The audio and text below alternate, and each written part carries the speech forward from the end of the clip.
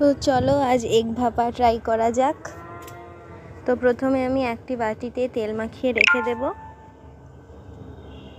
তারপর অন্য একটি বাটিতে 4টা ডিম ফাটিয়ে নিলাম। তারপরে ওই ডিমের সঙ্গে লবণ অ্যাড করব, তোমরা চাইলে গোলমরিচও অ্যাড করতে পারো।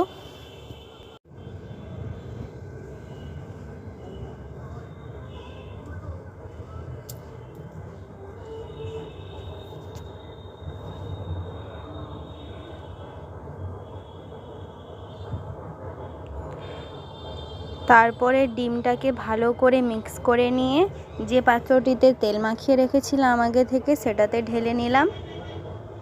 দিয়ে কড়াইতে জল দিয়ে ওই ডিমের বাটিটাকে বসিয়ে ডিমটাকে কিছুক্ষণের জন্য ভাপিয়ে নেব ভালো করে।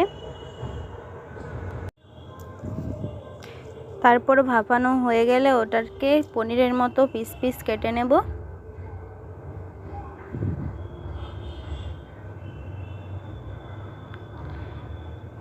আর দেখো এটাকে কাটার পর পুরো পনিরই লাগছে দেখতে।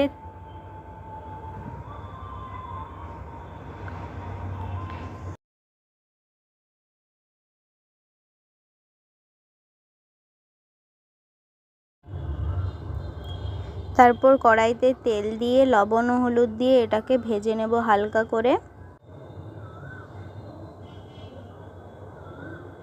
এতে আমি কোনো আলু দেইনি, তোমরা চাইলেই আলু অ্যাড করতে পারো। তারপর ভাজা হয়ে গেলে ওই কড়াইতেই আরেকটু তেল দিয়ে কুচনো পেঁয়াজ দিয়ে দিলাম। তারপর পেঁয়াজটাকে গোল্ডেন ব্রাউন করে ভেজে নিয়ে ওতে আদা অ্যাড করব। আদাটাকেও খানিকক্ষণ ভেজে নিয়ে রসুন অ্যাড করলাম। তারপর মশলাগুলোকে ভালো করে মিশিয়ে নিয়ে ওতে টমেটো অ্যাড করব। তারপরে টমেটোটাকে ভালো করে কষিয়ে নিয়ে ওতে গুঁড়ো মশলা যেমন হলুদ, লঙ্কা, জিরে এগুলো অ্যাড করব। আমার কাছে জিরে ছিল না তাই শুধু হলুদ ও লঙ্কাটাই অ্যাড করেছি। তারপর মশলাগুলোকে ভালো করে কষিয়ে নিয়ে খানিকটা জল দেব। তারপর অ্যাড করেছি লবণ, জল দিয়ে দিলাম খানিকটা যাতে না কড়াইতে মশলাটা লেগে যায়।